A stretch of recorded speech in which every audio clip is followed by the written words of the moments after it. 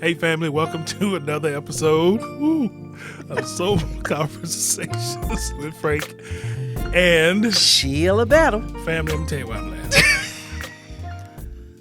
Family. We just had a conversation. Well, I don't even know what to call this. We gonna see what it is. At the end of the last podcast, the last episode, I stated that we love your questions, Yes. the conversations that come, and so we kind of had a conversation based off We just had a whole whole moment. moment. And we figured we would just Turn the mics back turn the on mics back and on share the conversation with y'all. and share the conversation. Yes. So I don't know if this is gonna make it, but we gonna see. It's going to make it. So here's what happened, family. So as Frank said, at the end of the last episode, we said that we love questions, right? And we were talking about this retreat that we went to, this marriage retreat that we went to.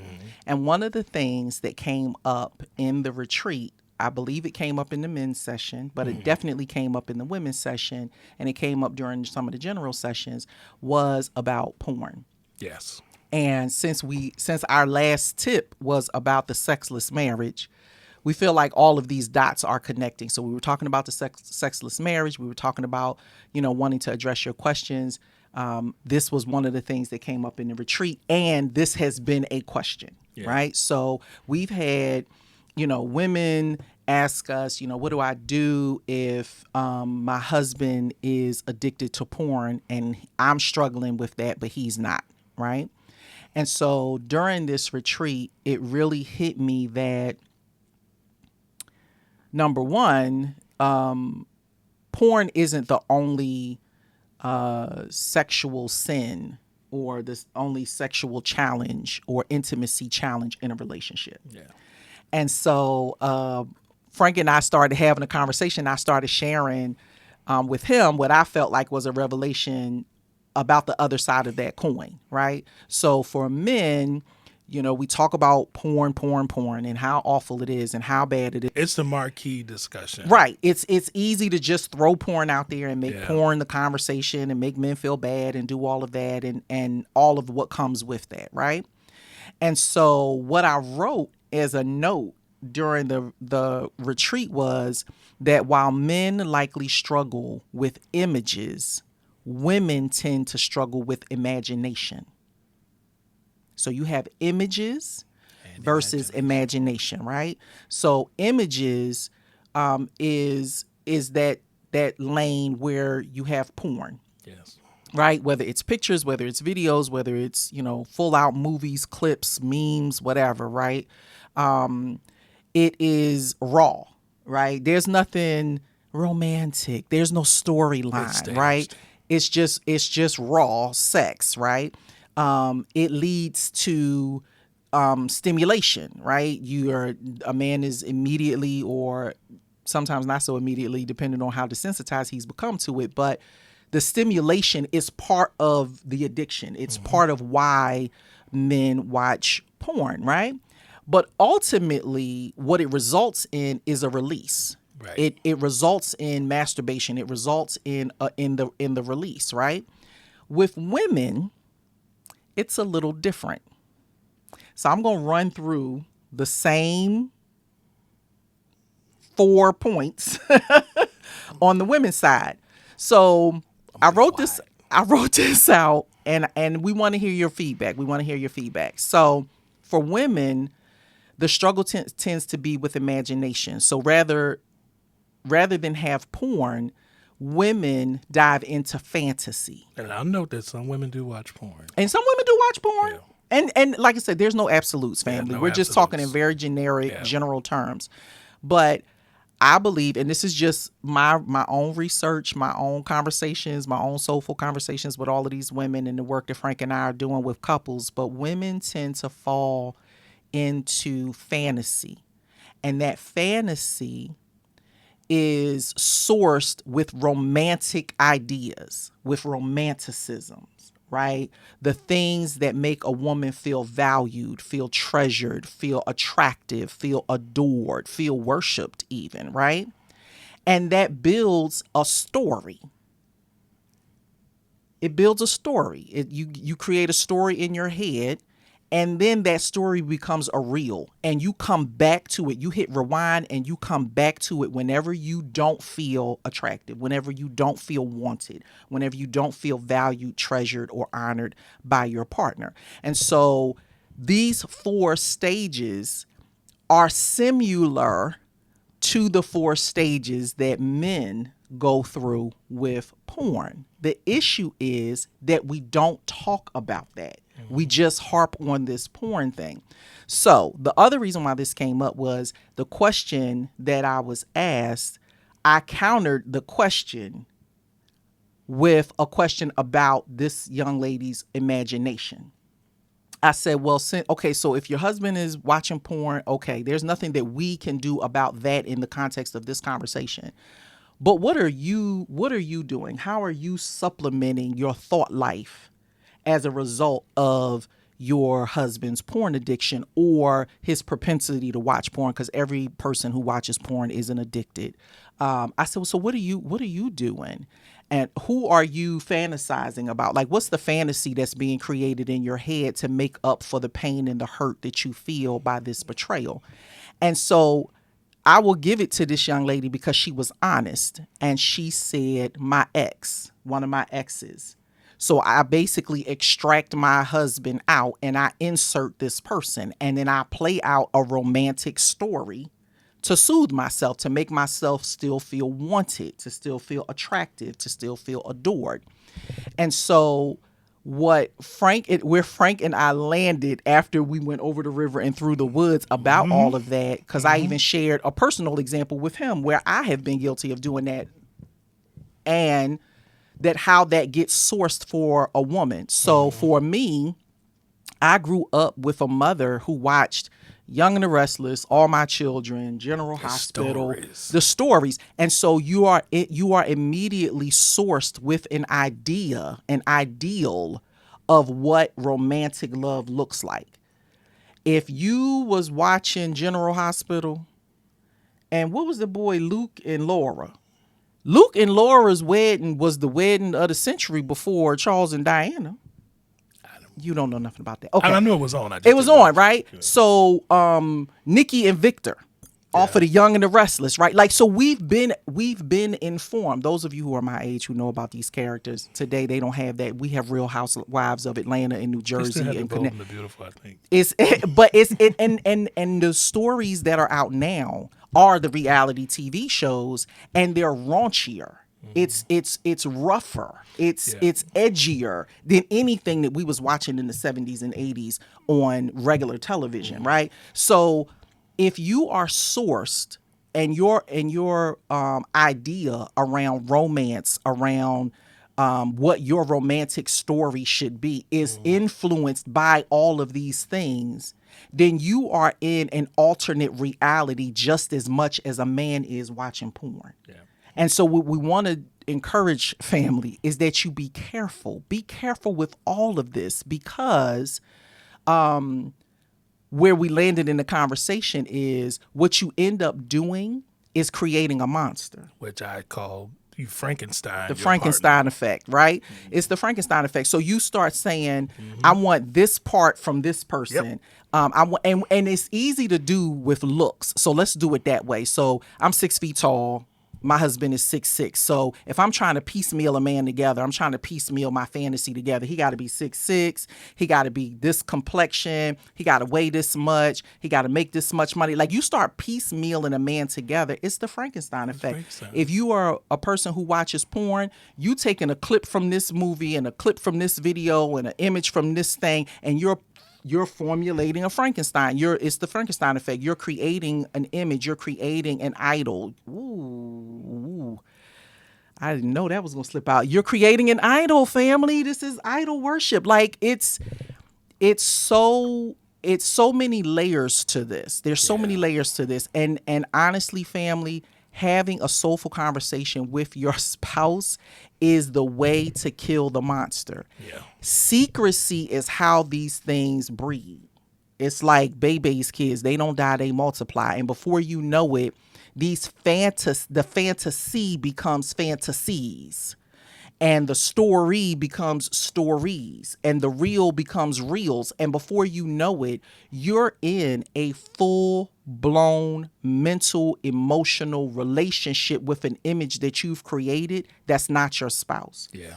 And so what you can end up doing is, if your spouse isn't naturally romantic, but that's something that you know that you like, you start exchanging out. You start saying, okay, well, you're not romantic, but my ex, my last boyfriend, he used to do this and he used to do that. And before you know it, you're thinking about it. You're not cheating.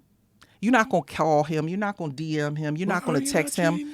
Well, I mean, you're not physically. Let's Yes, keep because we going. know that emotional affairs are very Yeah. real. But I think it's hard to have an emotional affair by yourself. Oh, I yeah. think there has to be some engagement, draw and it waters that Yep. thing. But you can be in a very, very unhealthy place within the thoughts of your own mind if you are dripping in and dipping into this idea of fantasy and story, without it being checked. You know what I'm saying? So, family, we just want you to be careful about that. Yes, porn is a problem. We are not taking anything away from No. that. We are not diminishing the effects that porn has on relationships, on human sexuality, on connection, all of that. All of that is absolutely true. But, family, the other side of that coin is this idea around fantasy. Yeah. It's this idea around, I'm just gonna make up a scenario. I'm gonna reframe what just happened. I'm gonna memorialize this in a different way, and I'm gonna pull my husband, my spouse, my partner out, and I'm gonna insert the person who I think will do the things that give me joy and pleasure. And it is just toxic. It's a toxic way to think. It's a toxic cycle of thought to get into, and it is just as addictive as watching porn. And the sad testament is, for both, whether it's porn or fantasy, is two people who aren't the real people. Who aren't the real people? You know, you Frankenstein, and just like with Frankenstein, if an arm fall off, then you go put another part on. You know, you got so it's like, if it can be replaced, one boyfriend with another boyfriend, or with the guy at work who came in, that the UPS guy that, Yeah, you know, you start fantasizing he about got the whoever. muscles, Yeah. you know, and you like the muscles, and you put them arms on. And so, yeah, it's a very serious thing. It's a very serious and it's like when we were talking to, I like when we was having our off-camera conversation when you mentioned the effects of Hallmark movies in terms of Yeah, how, so they ain't not sponsored either, but that goes in line with these reality shows. It's all the same thing. So, one of the points that I made about that, because my husband don't watch Hallmark movies and he don't watch Lifetime movies, so he don't know the difference between the two. But Lifetime movies is everything from Snapped to romantic Christmas movies, right? So they have a broader scope about how women view relationships, how women move in relationships. The Hallmark Channel, ain't no sex. They don't even kiss till the end, and everybody falls in love. The two people fall in love every single time. Every single time. I have not watched. I don't watch a lot of this stuff, but I did sit and watch for it was over during the Christmas time break during the or time something. of sickness. Yeah, I just was watching them because I was like, well, what is this? Because we got some family members and they watch this stuff, and I was like, well, let me just see what is happening on here, and that's not realistic either. And I understand escapism and that sometimes it's just a de-stressor and you just watch this stuff for fun. But from the moment it turns from fun to fulfillment, Yeah, we got a problem. that's key. When it shifts from just being fun, that you just watching it to watch it, to kill the time, to do something that's, not super mind, rigorous and all of that. When you shift from fun to fulfillment and it's fulfilling you, it's making you feel good to watch this stuff, be careful. That's all we're saying is be careful. And here's the thing. If you're it's so interesting. I promise I want to write a paper on this stuff. It's so interesting to me because when you look at Lifetime, Hallmark, reality TV, all of this stuff, it's how you're creating the Frankenstein, right? So we were joking about one of our family members who we love, and she watches all of this stuff, and it could be that the reason that she's missing out on a good man that's right in front of her is because he doesn't look like the Frankenstein she made. He doesn't move. He doesn't move in the world the way the man she made does. And so all of this is reason to be careful, family. And I think our point in all of this, And that Frankenstein is a big old gumbo. It's a big old gumbo. It's made up a whole lot of stuff. a whole lot of. Whole lot of. Our point in all of this is that one isn't worse than the other. Yeah. Like that's where we wanted to land with this. And even in the conversations with the wives who have talked to me and you about their issues with their husbands' porn addictions or porn entertainment, is that don't mistake your fantasy as a lesser evil than the porn, because they both are weighty. They both are weighty. And while porn does have psychological effects, it has physical effects, I'm not so certain that this fantasy world doesn't do the same thing. I don't know that there's science out there. Of course, I'm going to look it up now. I'm going to look it up and see if there are any studies out there on this. But I think that if you spend too much time in fantasy mode, if you spend too much time over romanticizing the life that you want over the life that you have, that you could end up creating a story and rewinding a reel that puts you in a place that is disconnected from the life that you have. Yeah, and the same energy that you're using to keep that reel going, you could be investing in the relationship. And if you're so deeply embedded into that, and then you meet, like you said a few minutes ago, someone, and they're who they are, but you've got all of these different parts and pieces of this person. I repeat it again, because somebody in the back need to hear it. You could be missing out on somebody. That's right in front of you. Their authentic self that's right in front of you, because you have gotten Idris and all the other folk. And it's not just physical. I know. Yeah, it's not just physical. So we don't want to put it like that's all we're talking about here. No, we're talking about personality. Mm-hmm. We're talking about interest. Mm-hmm. We're talking about intellect. We're talking about all of the things that make the ideal man for you. If you are pulling those attributes from here, there, and everywhere, if you're, seeing things in movies or seeing things in these shows and you're like, oh, I wish my man did that, or oh, I wish my husband did that, or I wish my husband was romantic like that. And social media is another. Oh my God, these engagement videos, these wedding videos, like before you know it, you're like, you hate your life. Like you start hating your life. You start resenting your life. We've created a culture of comparison. We have created a culture of comparison to our own detriment. Yeah. And it is forcing us to miss out on all wonder and joy in the life that we have. Family, this is our point. The same energy that is being used on these outer entities could be invested in the relationship that you're in. If you are willing to surrender your fantasy to God's good plan for your life, you could end up with the love of a lifetime. If you are willing to surrender your physical lust, as far as porn goes, into creating a thriving sexual relationship with your partner, right, in the ways that you can, right?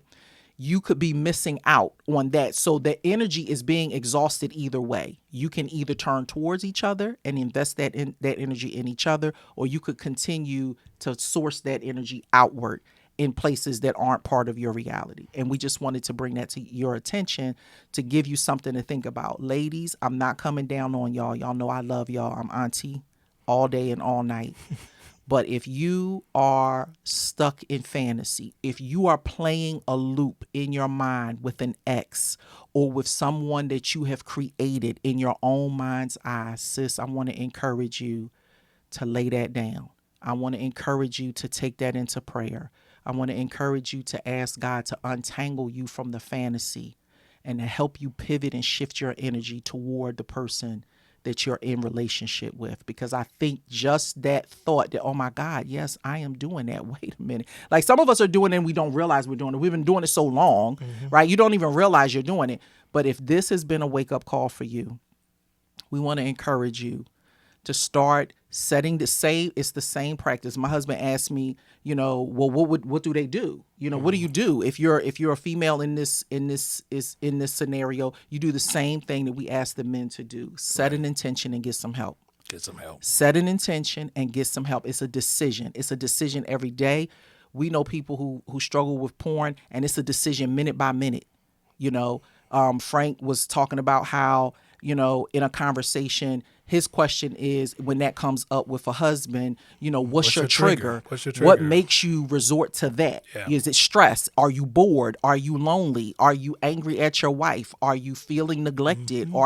Because sometimes what's driving you to porn doesn't have anything to do with sex at all. Nope. It doesn't have anything to do with sex at all. And so getting to know yourself, doing that journaling that Frank talks about, being in that self-reflective mode to know, wait, why do I do this? Some people do it as a response to an abuse that they suffered as a child. Like, all of these things contribute to these behaviors. And so what we want you to do is be self-reflective, set an intention, make the decision, then set the intention, and then get some help.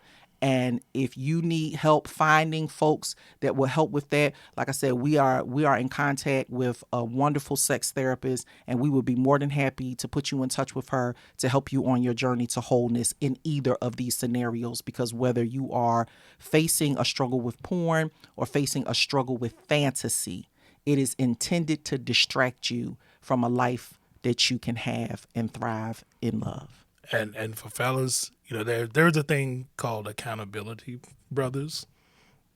If you find someone that you trust, that's a start, and just have the conversation and let that person be the person.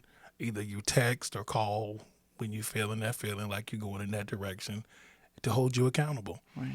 And I'm speaking from things that I've learned through being, I went to a men's conference years ago, and there was actually a very good session on this.